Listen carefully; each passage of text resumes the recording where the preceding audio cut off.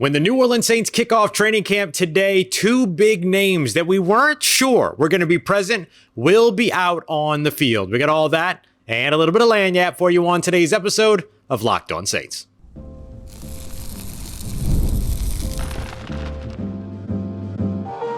You are Locked On Saints, your daily New Orleans Saints podcast. Part of the Locked On Podcast Network, your team every day. What is good, Who Dat Nation and Who Dat family? I am your host, your friend Ross Jackson, New Orleans native, your New Orleans Saints expert and credentialed member of the media covering those New Orleans Saints over at Saints News Network on SI. And on today's episode of Locked On Saints, today is the day the New Orleans Saints finally kicking off training camp. It has been a long time coming, but we are here in Irvine, California, getting ready for the New Orleans Saints to finally kick off camp as Saints football is back. On today's episode, to help get you ready for the return of training camp, we're going to take a look at a few things. We're going to catch up on some moves for the New Orleans Saints who added to their roster, their coaching staff, and their front office over the course of the last week. We'll catch up on that. We're going to take a look at Dennis Allen, one of his comments about wanting to challenge this New Orleans Saints roster. How's he going to do it? We'll break that down. And we're going to kick everything off, taking a look at a few names that are either returning or set to finally make their long-awaited debut for the New Orleans Saints when training camp kicks off later today. We appreciate you very much, as always, for making us your first listen of the day every day here on the show and for being an everydayer over here on the Locked On Podcast Network, your team every day. And today's episode of Locked On Saints brought to you by our friends at Game Time. Download the Game Time app, create an account, and use the promo code LOCKEDONNFL for $20 off of your first purchase. Last minute tickets, lowest price guaranteed at Game Time. Terms apply.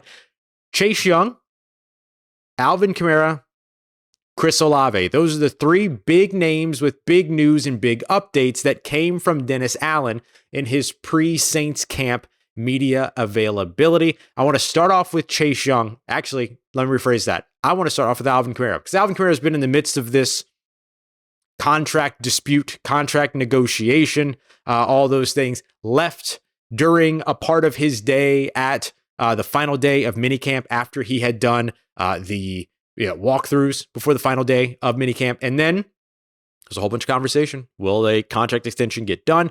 Will it get done before camp starts? What happens if it doesn't get done? All of those other things. I thought of Alvin Kamara as a possible hold-in candidate, which was something that speculation started to pick up a little bit more when Alvin Kamara went to his social media profiles and posted a photo of him and former NFL running back Marshawn Lynch on his stories. And of course, Marshawn Lynch famous for the "I'm just here so I don't get fined" comment during one of his press conferences. And so it felt very much like Alvin Kamara was just going to be here so that he doesn't get fined. But according to Dennis Allen, the expectation is that Alvin Kamara will participate in practices today, which is big for the New Orleans Saints. They've got a new system, and they have a system in particular that is going to feature Alvin Kamara quite a bit as a part of their run game, as a part of what it is that they want to do as a receiver out of the backfield, all of those really incredible things that Alvin Kamara, I believe, still has the ability to do, even if he doesn't necessarily have the same burst and all that. I still think he is a player that absolutely fits what it is the New Orleans Saints are wanting to do with Clint Kubiak and this new offense in the building. So good news to hear that Alvin Kamara will be there. Kat Terrell from over at ESPN did a phenomenal job following up, asking, do you expect Alvin Kamara to participate in everything, or do you think that there will be anything that he wouldn't participate in? It's a good question, because sometimes you'll have players that will come in and they'll participate in individual drills, but while they're doing that contract holdout, they won't participate in full team drills as to mitigate any risk of potentially getting hurt while those contract negotiations are ongoing. It's a logical thing to do. But according to Dennis Allen, that is not the expectation. The expectation after Alvin Kamara came out on Tuesday and ran the conditioning test, did all those things, that he is going to be out there full go later on today, which would be huge for the New Orleans Saints as they get a look at a guy that, they'd love to see more of in this new offense. Another guy that they're very excited to finally get a look at is Chase Young, New Orleans Saints defensive end, who was signed this offseason, did have a neck procedure during the offseason. And as a part of that, he's been rehabbing from all that. Didn't participate in anything in terms of OTAs, mini camps, all those things. There was a lot of conversation about how he would be ready for week one, but not necessarily sure when he would return for training camp.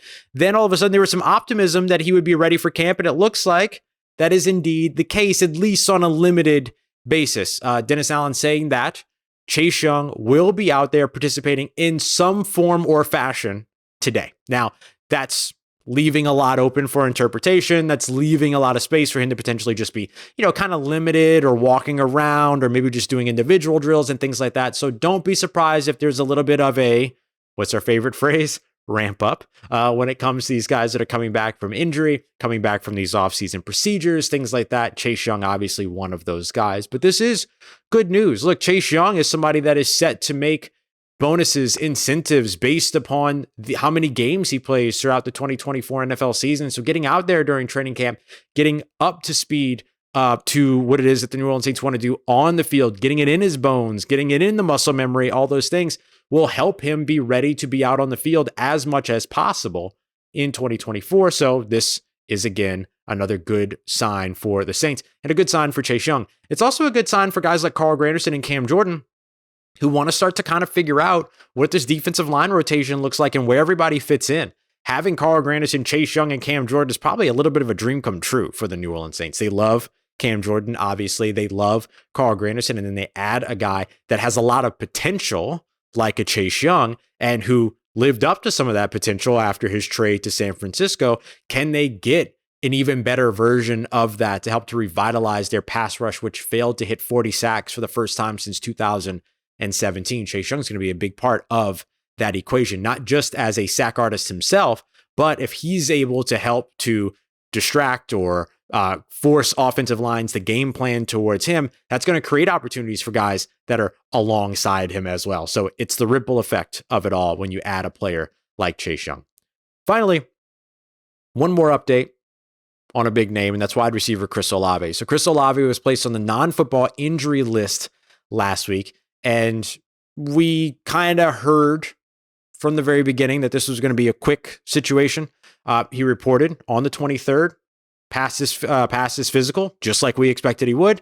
So he's going to come off that list, and then he will participate in practice today on the 24th on Wednesday. And Dennis Allen did make it clear, though, that he'll probably be limited, and that's not super surprising. Look, he's the number one guy in this offense. He's the bona fide number one wide receiver, the number one option in the passing game. You know what he can do in the offense. He knows how to be a part of this offense. I know it's a new system, but at wide receiver, he's just going to be asked to do more, not do different. And I think that's good for him. So he will be able to soak all that in, take all that in, all that kind of stuff, even if he's limited throughout the day. And look, him being limited gives you an opportunity to get a better look at A.T. Perry, Cedric Wilson, Bub Means. If you're able to get, Stanley Morgan out on the field, who hasn't been able to get out on the field during OTAs and mini camps and stuff like that. So it'll open up some opportunity for some of these other guys that are kind of jostling for position. And of course, the newly re-signed Rashid Shaheed can maybe step into a little bit more of a featured role in Chris Olave's stead, which of course you'd love to get a little bit more of a look at that as well. So I think that there's some good stuff there in terms of what that would mean for some of the other wide receivers. But the highlight of it all is that the injury that led to Chris Olave being on that non-football injury list doesn't seem to be a very serious injury, even though it is a back injury. And, those back injuries sometimes end up being ones that are pesky, concerning, all those other things. Doesn't feel like that's going to be the case for Chris Olave. So expect to hear about Alvin Kamara, Chase Young, and Chris Olave and their participation following practice later on today. Coming up next, I want to take a look at one of the other comments that Dennis Allen made, where he talked about challenging the players and how bringing them out to California is going to assist in doing that. We'll break all that down as we continue on with today's episode of Locked On Saints, part of the Locked On Podcast Network, your team every day. Today's episode of Locked On Saints brought to you by our friends at Game Time. Game Time is the absolute best place to go when you need last-minute tickets. If you're somebody like me and you like to plan moments in advance, spur of the moment, hey, what events are going on in my city? The Game Time app is the go-to destination to make sure you're getting those tickets at an affordable price, even down to the moment that event begins, sometimes even up to an hour after it begins as well. Sometimes tickets even get cheaper the closer that you get to the kickoff of those events. And that comes all the way down to right now, you can find $3 tickets for the Saints and Tennessee Titans preseason game. If you want to see that final preseason game where some starters might actually play, you can find that and much more over at Game Time today. Just download the Game Time app, create an account, and use the promo code LOCKEDONNFL. You're going to get $20 off of your first purchase. Terms apply. Again, create an account and use that promo code LOCKEDONNFL for $20 off of your first purchase. Download Game Time today. Last minute tickets, lowest price guaranteed. All right, family. Dennis Allen said that he wants to push the New Orleans Saints roster, and he gets an opportunity to do it here in Irvine, California, in a way that he wouldn't be able to do it in the heat of New Orleans, Louisiana. Is he actually going to do it? What will it look like? Let's break all of this down, because this was a really curious comment to me, and I want to take a look at a bunch of different angles from it, because there's a lot that I respect from it. There's a little bit that I look at and I go, okay, let's have a conversation. And so I'm really, really interested to see exactly where this goes. Let's break that down as we continue on with today's episode. We appreciate you very much. As always, make this your first listen of the day every day. Don't forget to go and check out the Locked On Sports Today 24/7 feed. All those national TV folks that are yelling and screaming at each other all the time, having to turn your volume down. Make the switch to Locked On Sports Today, programmed specifically to give you all the biggest stories from around the world of sports every single day without all the yelling and the screaming and without all the trouble. You can find it on the Locked On Sports Today YouTube page, as well as on the free Amazon Fire TV channels app as well. Part of Locked On Podcast Network, your team every day. So Dennis Allen made a comment about camp being in California and kind of how weather kind of plays into this idea that he'll be able to, and he said something along the lines of, I'm paraphrasing, push the players harder and for longer. And so I think that the idea of what he's talking about here is that he's ready to challenge this roster, and he's ready to challenge these players. Now, we know Dennis Allen, right? DA has always been a guy that has pushed competition, that has pushed having, multiple players at multiple different positions that could all be starting caliber and have them go head to head, duke it out, and go with the guy that's the best. He always talks about the cream rising to the top, right? And he talked about that specifically with the offensive line on Tuesday as well. Mentioned that 2 starters were the incumbent guys, Eric McCoy and Cesar Ruiz, and that everything else is kind of up for grabs, even though we know Talaiasi Fuanga more than likely fits in there somewhere no matter what, whether that's at left tackle or right tackle. But it could be really interesting to see how, and I'm really, really intrigued to see what the kind of, forgive me, but what's the general vibe of New Orleans Saints camp here, where there is no humidity, where you can breathe, where you can run a bunch, where you can maybe work a little bit harder, work a little bit longer, all of these other things. And so I think that's what Dennis Allen's looking forward to as well. He talked about the diminishing returns of operating in the heat of New Orleans. Last year, they spent, I was told, 19 days from our friends over at WWL TV over or in triple digits practicing in last year's training camp. That's a lot. That's a lot of hot. That's a lot of hot. And you're not going to run into that here in California. Or at least here in Irvine, you're barely going to push 90s while we're here. And you're barely going to have any humidity comparative to what we experience on a daily basis, walking through the wet paper towel that is New Orleans air. And I love it. I love it dearly. I think about it as a big wet embrace, a big wet hug. And that's just because I grew up in it. I love it. But I'm also not running around like a professional athlete or as a professional athlete, hitting blocks and having to run through fake tackles and tackle dummies and dive and run and all this other stuff that these guys have to do. And so I'm really interested, very, very interested to see just kind of what the general demeanor of a New Orleans Saints practice looks like with that in mind. If Dennis Allen is really looking at pushing these players harder, pushing them for a longer period of time, do they really stretch that out? Do they really go? I mean, if they're practicing for, 90 minutes, they really push all 90 minutes. And at what point is kind of the crescendo, right? Is the crescendo at the very end where you just build and build and build and build? Or is it like a crescendo in the middle and then everything kind of like evens out, calms down, kind of mellows out after a bit? I'm very curious to see how this goes. And the sustainability of it over the course of the 20 plus days, 3+ weeks that we're here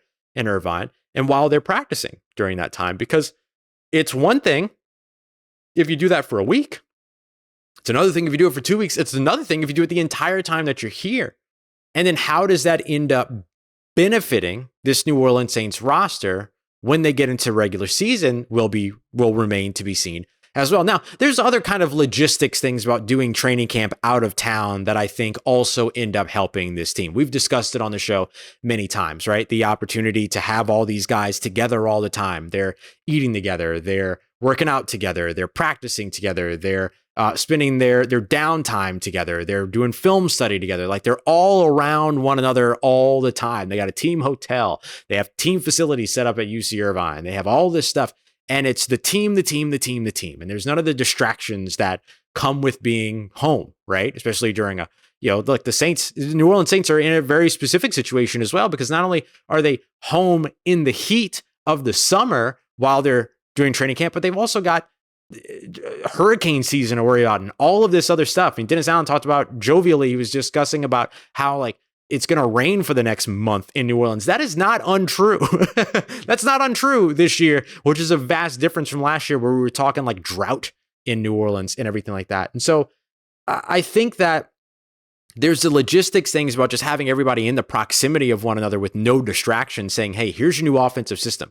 Going to your defense and saying, hey, here's how we're improving the pass rush. Here's how we're going to do this better. Going to your secondary and saying, hey, here's the interceptions that you missed. Here's the fumble opportunities that you might have missed. Here's the turnovers that you missed. Here's the tackles that you missed. Let's look at each and every one of them. There's just something about everyone being together all the time that really allows you to kind of hit the books, like not to diminish it to study, not to diminish it to school, but really like, that's not entirely too far off. Like, there really is a little bit of a like cram session situation that's going to happen here in California. And I think that could potentially benefit this team. Now, all of that, I realize I am saying while these practices are not going to be open to fans of this team here in the state of California or in the Southern California region, those folks most likely to make a trip down. And we've seen lots of good turnout for the New Orleans Saints here in Southern California time and time again. Even just last year at Chargers, when they did the joint practices with the Chargers camp, I'd say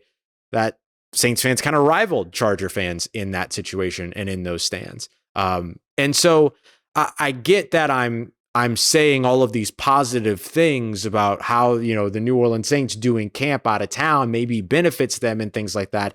And some of you are here in Southern California going, hey, Ross, what about us?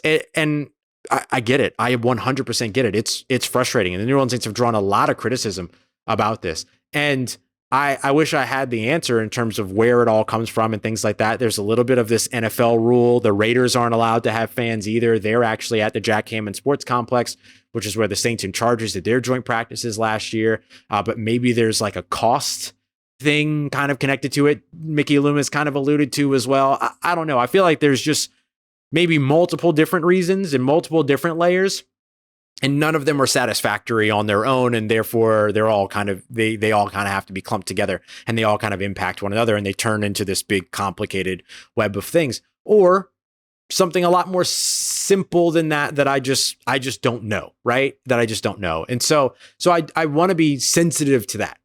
But I do think that for the team, for the roster, for them and their experience of being out of town, there's some good in this for them, especially if the Saints are looking to really work as hard as it sounds like they're looking to work. And I'm sorry that you don't get to see that work and things like that, but that doesn't stop the work from happening. And that has to be the number one most important thing for this team, is getting that work done and allowing it to translate into something better than they have been over the course of the past 3 years where they have missed the playoffs. It all begins today. And I hope that us being here and us being able to bring you this information, daily shows, twice daily shows, our 2-a-days begin today, all those other things, kind of help to bridge the gap a little bit between what you're not able to see in terms of not being in attendance. But ideally, this team is still doing all of the good things that it needs to do to be a better team in 2024 than they were in 2023. And they've made a couple of moves to try to help them get there as well. The Saints have added to their roster, they've added to their coaching staff, and they've added to their front office. Will any of those moves have an impact on their 2024 outlook? Let's break it down as we continue on and wrap up today's episode of Locked On Saints, part of Locked On Podcast Network, your team every day. Today's episode of Locked On Saints brought to you by our friends at eBay Motors. Passion, drive, and patience. The formula that goes into winning championships is the same formula that will help you keep your ride or die alive. eBay Motors has everything that you need to be able to maintain your vehicle and level it up to peak performance. Superchargers, roof racks, LED headlights, exhaust kits, and much, much more. You're going to be able to find whatever it is. If you're into speed, power, or style, eBay Motors has you covered. With over 122 million parts for your number one ride or die, you'll be able to find exactly what it is that you're looking for. And with eBay Guaranteed Fit, your part is guaranteed to fit every time or your money back, because with eBay Motors, you're burning rubber, not cash. With all the parts that you need at the prices that you want, you can make your car the MVP and start stacking those W's by heading over to ebaymotors.com. Keep your ride or die alive today at ebaymotors.com. Eligible items only. Exclusions apply. And eBay Guarantee Fit available only to U.S. customers. Let's get it, Who Dat Nation. The New Orleans Saints have made several moves, some to their roster, some to their coaching staff, some to their front office. Will any of these moves have any impact on what the New Orleans Saints will look like in 2024? Let's break it down here as we continue on and wrap up today's episode of Locked On Saints. So here we are, your team every day. I'll be live later on today after practice, probably a little bit closer towards the evening. So it'll be like after everything's kind of already come out and stuff like that. I've got some meetings until like later on in the evening, but we'll go live in the evening.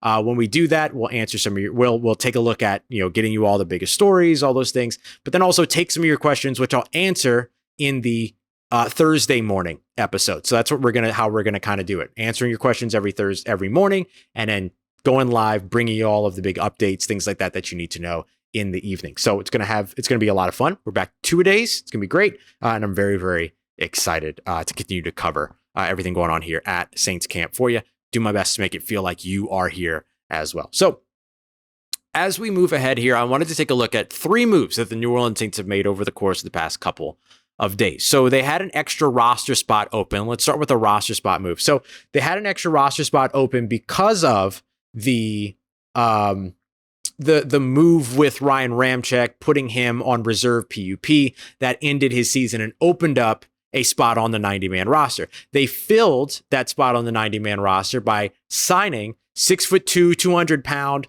wide receiver Kevin Austin, who was brought in. He spent some time with the Jacksonville Jaguars as an undrafted free agent, was seen as a breakout candidate for the Jacksonville Jaguars during that time, but unfortunately things just didn't fully come to pass for him. But he was one of those training camp standouts, all that. Then he went to the UFL and then had like a modest year, 15 catches, 253 yards, and a pair of touchdowns. But one of those big touchdowns, of course, being this big catch and run that sealed the UFL championship for his team, for the Birmingham Stallions. So not a bad situation out of one of those 15 catches to have that be on the resume. But look, he also did some great things when he was at Notre Dame, made some big, impressive physical catches, but also has burners. I believe that in one of the weeks that he played for the UFL, he was the fastest clocked player in terms of MPHs, was over 19 miles per hour. I think he ran in the 4.4s. This is a guy with a 9.4 plus RAS score, right? We're back to relative athletic scores, everybody. And that's just a measurement of how athletic a player is relative to their size and position based across historical data of other players at that same position. So that's basically what that works. So it's a scale of 0 to 10. And so he's up in the 9.4 situation, which is something that the New Orleans Saints love.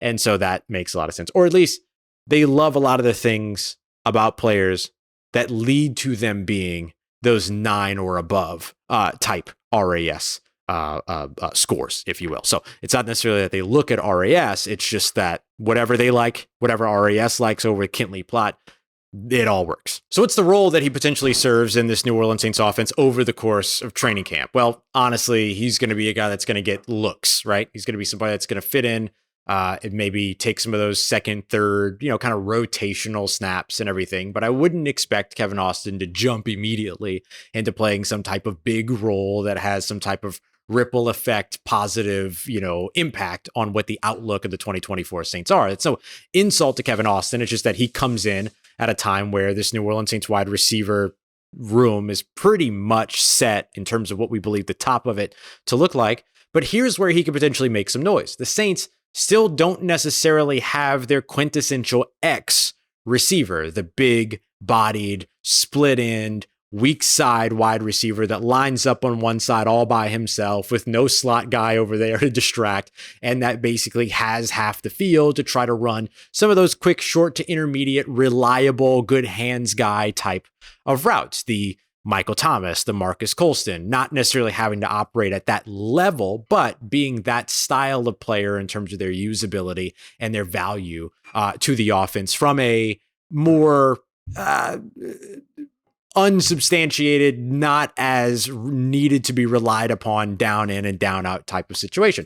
Now they have those options. A.T. Perry absolutely can be that guy. He's got the frame for it. Just does he have the route running capabilities for it to operate in the short and intermediate areas? Same thing for Cedric Wilson, another big bodied guy, but he really feels like a big slot guy. So really you're looking at Equanimous St. Brown, A.T. Perry, and now maybe Kevin Austin that can get into the mix there. So if he's going to shake anything up, I think that's where he's going to shake something up. But as of right now, maintaining a more realistic expectation for what he could potentially develop into here in New Orleans means not necessarily looking at him as somebody that has a long-term impact on the Saints 2024 outlook. But let's wait and see what he does with an opportunity ahead of him. But I expect he'll be taking a lot more snaps with Spencer Rattler and Jake Haener than he'll be taking with Derek Carr, at least to start training camp. The other big addition that the New Orleans Saints made is actually a really interesting one to me. Former NFL linebacker C.O. Moore has been added to the Saints coaching staff as a part of the Bill Walsh Diversity Coaching Fellowship Program, which is just a cool story.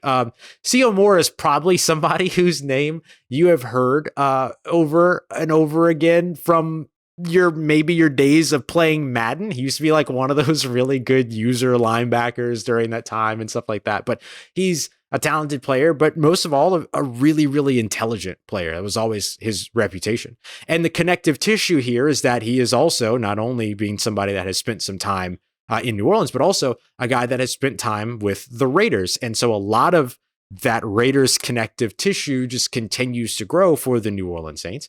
And that's actually where their front office addition ended up coming in as well, with Dave Ziegler coming in and taking an actual role with the Saints staff. Now, when he was working with the team over the course of the offseason as an advisor type of role or an advisory type of role, he was mostly working with them for draft prep and things like that, as far as I understand it. But he wasn't made a full-on part of the coaching staff, or excuse me, the front office staff. That has now changed. He has now been brought in as a part of the front office, as a personnel advisor. So he's just kind of, and one of the ways that the Saints will always describe this as him sort of being another brain in the bunch to toss around some ideas and sometimes maybe even push back on some ideas that maybe the Saints feel very comfortable with. But him coming in as a guy with a lot of outside experience, former general manager of the Raiders, that was his connective tissue to Las Vegas there. He can be somebody that comes in with a fresh pair of eyes that effectively can give you a dissenting opinion, which in some ways, in many ways, can be just as valuable as getting another yes man in the building. And I don't think a guy that's a former general manager and a particularly young general manager as well, still in his 40s, coming in and being somebody that's just going to say yes to you the entire time. And I think that's part of what becomes really intriguing about having a guy like that with that amount of experience, who maybe didn't have the most successful draft classes, who maybe didn't have the most successful record, or team didn't have the most successful record with him as a general manager. But that doesn't matter. That's not what he's being brought in to do. He's not a decision maker for the team, but he's helping them understand the decisions that they're making. And I think that every layer that you can add that allows you to be able to dig a little bit deeper, think about something a little bit differently, look at things a little bit differently, I think all that has value. Dennis Allen was talking about how, look, they've been doing the same thing on offense for the last 17 years. It was time for them to make a change. It was time for them to bring in a fresh pair of eyes. And not only did they do that offensive coordinator, they did it across their entire offensive coaching staff. And I don't disagree that Dave Ziegler's another one of those guys that just gives you something new and a little bit of a new perspective coming in. So what impact do those two guys have? We'll see. I don't know that they necessarily they're in position to make the biggest impact in terms of affecting the outlook of 2024. But hey, if one person asks one question that allows you to see something that you weren't thinking of and changes the way that you're thinking and allows you to be able to set yourself on a course for success, then there's obviously value in that. So increasing those opportunities to have those guys in the building should be a welcome thing. All about that. All right, y'all. We're here. Training camp kicking off later on today. I will be live later on in the evening. It'll be later on in the evening for y'all in Central time. Because I've got some meetings and things like that right after practice. So we'll wrap all that up, and then I will be live and we'll discuss all the big things that happen day one of New Orleans Saints training camp. Get your questions and then get that ready for Thursday morning's episode. We appreciate you very much. As always, make it Locked On Saints your first listen of the day, every day for your second listen. Don't forget to go and check out Jake Madison over at Locked On Pelicans, Matt Moscona over at Locked On LSU. Both shows killing it right now. Make sure you go check out everything that they've got going on here on Locked On Louisiana. Appreciate you very much, as always, making us a part of your day, part of your routine, for saying yes to me and the show. As always, if you see me, please say hi. And if you need anything else around your New Orleans Saints in between these episodes, make sure you follow me on your favorite social media at Ross Jackson, NOLA. Make sure you hit me up. Let me know how the family's doing. Let me know how you living. Let me know how you momming them. I trust you, that nation. I'll holla at you.